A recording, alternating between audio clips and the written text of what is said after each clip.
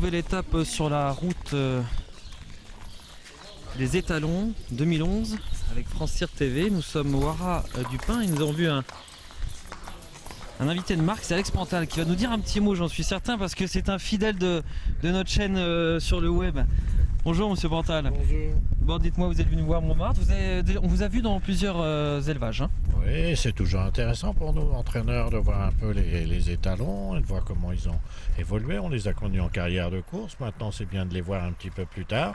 Ça permet d'avoir une petite vue avec les 2 ans qu'on rentre ou les chevaux de tous les âges. Et je trouve que c'est vraiment très intéressant.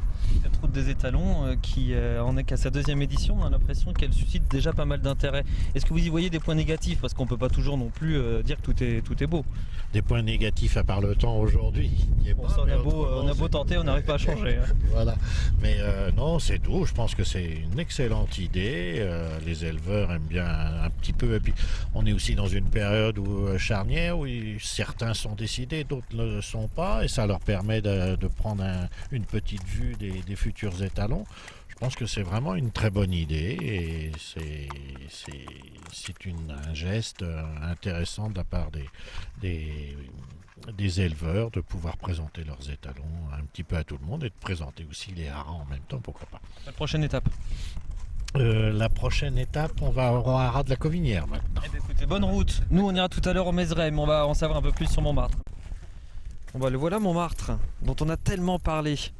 Comment il se comporte au quotidien? Bonjour. Et au quotidien, il se comporte très bien. Juste des petites sorties extérieures, manège, des longes, mais il n'est pas remonté.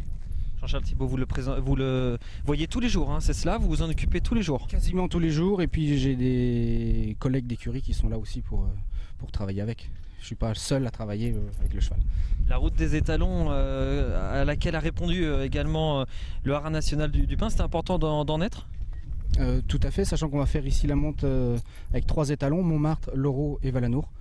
Nous avons aussi le collègue de Bacqueville-en-Caux qui présente Chamneur et Indian Daffodil pour la station, le centre technique du Moin de Sartilly. Pas mal d'activités depuis ce matin, des gens qui sont venus voir les étalons, combien de personnes à peu près? C'est la même question que pour les manifestations, c'est-à-dire les autorités vont dire... Bon, vous êtes plutôt du côté des autorités. Et les manifestants le double.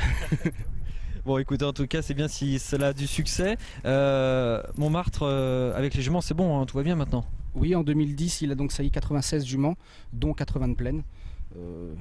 On a eu quelques juments qui ont coulé là durant l'hiver, notamment à Caralda, la mère d'Acarlina. C'est dommage, mais enfin c'est partie remise. Exactement, on va la faire ressaillir cette année. Bonne suite, merci. Merci, bonne continuation, bonne route des étapes. Merci.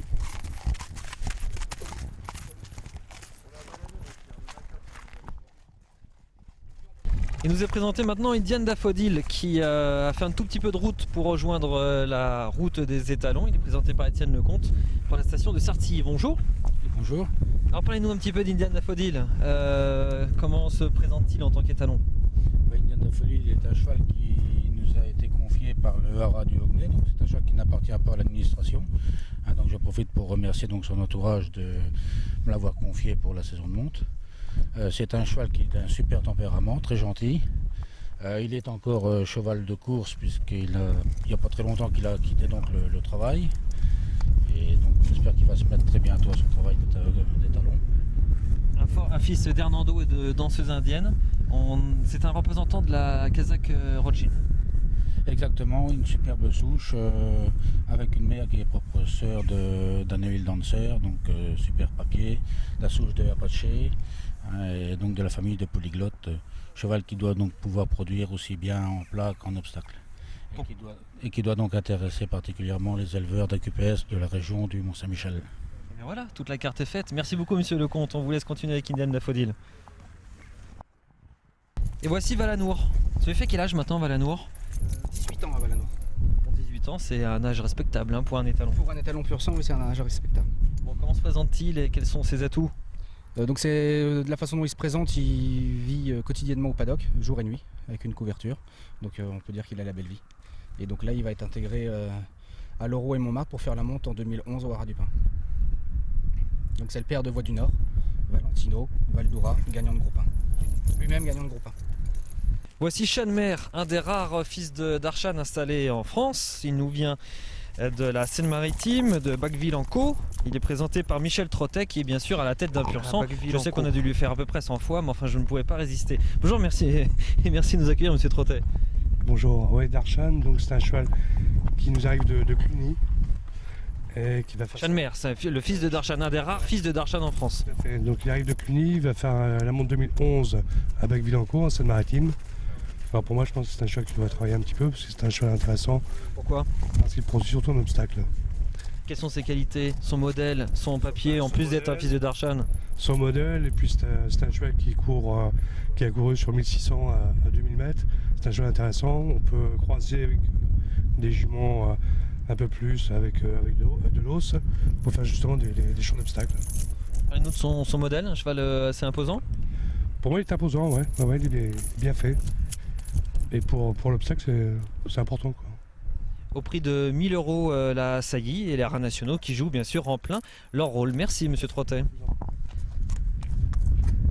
Alors sur les 4 communes dont dépend le haras du Pin, sur les 1400 hectares, on a un habitant allemand, c'est lui, c'est Loro, qui nous est présenté de nouveau par Jean-Charles Thibault.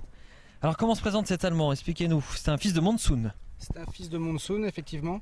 Il a entamé sa première saison de monte en 2010 ici au haras du Pin, où il a sailli 46 juments, dont 42 pleines. On lui adresserait facilement des juments en manquant d'os et de cadre. C'est un gagnant de groupe 2. Quel est son but justement? Quelle est son utilité? Pourquoi est-il arrivé ici? On l'utiliserait plus facilement dans l'optique de l'obstacle. C'est un cheval également qui est très franc et très sincère dans le tempérament. Ça fait d'ailleurs sourire quand je dis ça, parce que c'est pas un cheval à vous faire des entourloupes. Extra, bah merci beaucoup. Avec un cheval franc du collier, voilà notre nouvelle étape. C'était dans la cour Colbert du tricentenaire haras du Pin. Notre prochaine étape nous mène sur la route des étalons vers le haras du Mézeray. A tout à l'heure.